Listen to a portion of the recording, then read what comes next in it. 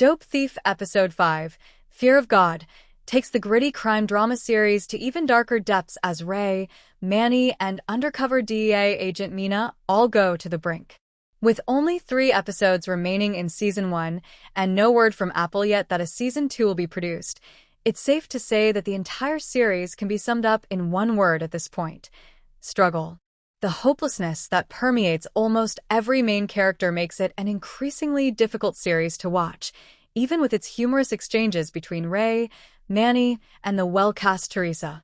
More backstory about Ray and his father, Bart, played by Ving Rhames, is revealed in Dope Thief Episode 5, emphasizing the authoritarian and oppressive dynamics of the rough streets Ray grew up on. It appears that everyone involved in Ray and Manny's fictitious DEA raid gone wrong is now facing harsh repercussions, setting up what should be an even bloodier conclusion. A few of Dope Thief's more recent developments, like Michelle's eagerness to trade professional boundaries with romantic ones with Ray, along with some choppy editing and tonally repetitive scenes, make me question whether the series will be able to stick the landing in its upcoming finale. Nevertheless, some masterful narrative devices, like Sun's cryptic message to Ray on a DEA-recorded phone call and the marked $2 bills with codes written on them, keep the show interesting after 5 episodes. I like that Dope Thief has been full of surprises in its first 4 episodes, but Episode 5's unexpected turns weren't as satisfying as Episode 4's Crazy Cyrus with his gang of clowns and Molotov cocktails. Instead of advancing the main plot of Ray and Manny stealing all that money and drugs, Dope Thief veers in its middle episodes and runs the risk of losing the tension it had successfully established after its 2-episode premiere. Ray has a lot going on in his life, beyond avoiding the DEA and a dangerous biker gang, which is how Teresa brought Michelle into the relationship in the first place to get Bart out of prison.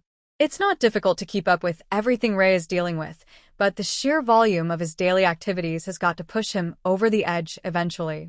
Despite this, Episode 5 really jumped the gun on their romantic development, undermining Michelle's strong-willed character.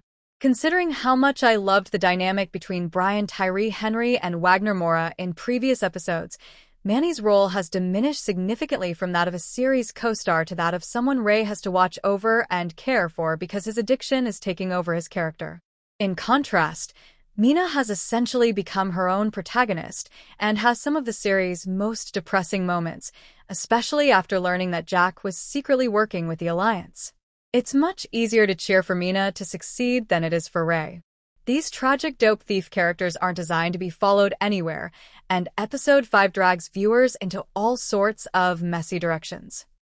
Mina's scene on the phone with a suicide hotline feels out of place, and that, along with Michelle's character regression into being Ray's naive love interest, ultimately made Episode 5 feel out of focus.